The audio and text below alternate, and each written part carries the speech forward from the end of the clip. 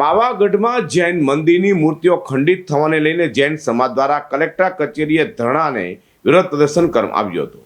જોકે આખરે સરકાર અને ગૃહમંત્રીએ વિશ્વાસ આપતા જૈન સમાજે ધરણા અને વિરોધ પ્રદર્શન બંધ કર્યા હતા. પાવાગઢ ખાતે જૈન મંદિરની મૂર્તિઓ ખંડિત થવાને લઈને સમગ્ર રાજ્યમાં જૈન સમાજમાં આક્રોશ જોવા મળ્યો હતો.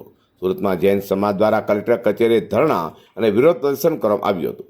જે જૈન સમાજનો વિરોધ અને ધરણાનો અંત આવ્યો હતો. સુરતમાં ધરણા અને વિરોધ કરી રહેલા જૈન સમાજના અગ્રણીઓ મૂર્તિઓ સહિતનાઓને સરકાર અને ગૃહમંત્રીએ કરેલા પ્રયાસોને વિશ્વાસ આપ્યો છે.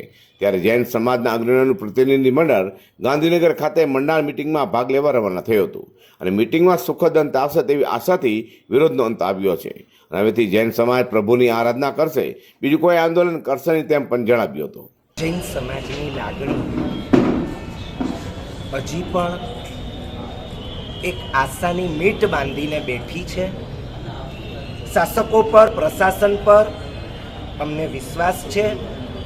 સારી સીટ ઉપર સારા માણસો બેઠા છે. ગૃહમંત્રીશ્રી પણ ખૂબ જ પ્રયાસ કરી રહ્યા છે, લાગણીપૂર્વક પ્રયાસ કરી રહ્યા છે અને એમના પ્રયાસો જલ્દીથી સંપૂર્ણ સફળતાને આંબી શકે એવી આશા આજે અમે રાખીને બેઠા છીએ. આવતીકાલે સવારે અહીંયાથી પ્રતિનિધિ મંડળ ગાંધીનગર મુકામે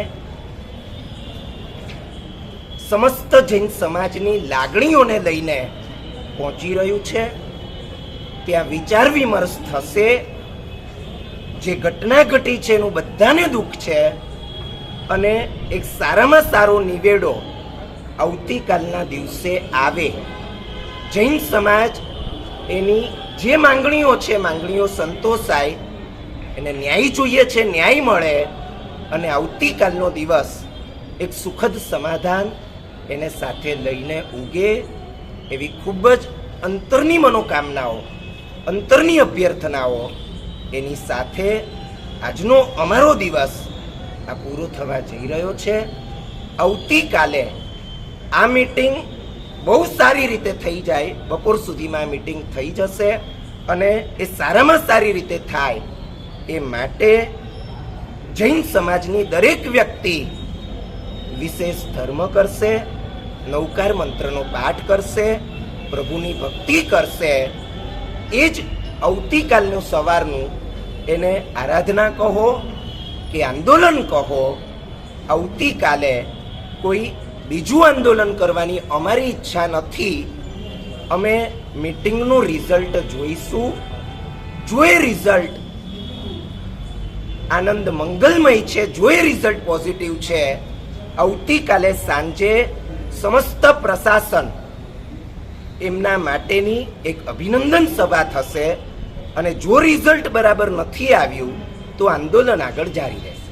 પાવાગઢમાં જૈન મંદિરની મૂર્તિઓ ખંડિત થવાને લઈને સમગ્ર રાજ્યમાં જૈન સમાજમાં ભારે આક્રોશ જોવા મળ્યો હતો. ત્યારે હાલમાં સરકાર અને ગૃહ રાજ્યમંત્રીના પ્રયાસને લઈને મામલો શાંત થયો છે. Bureau report G10 news.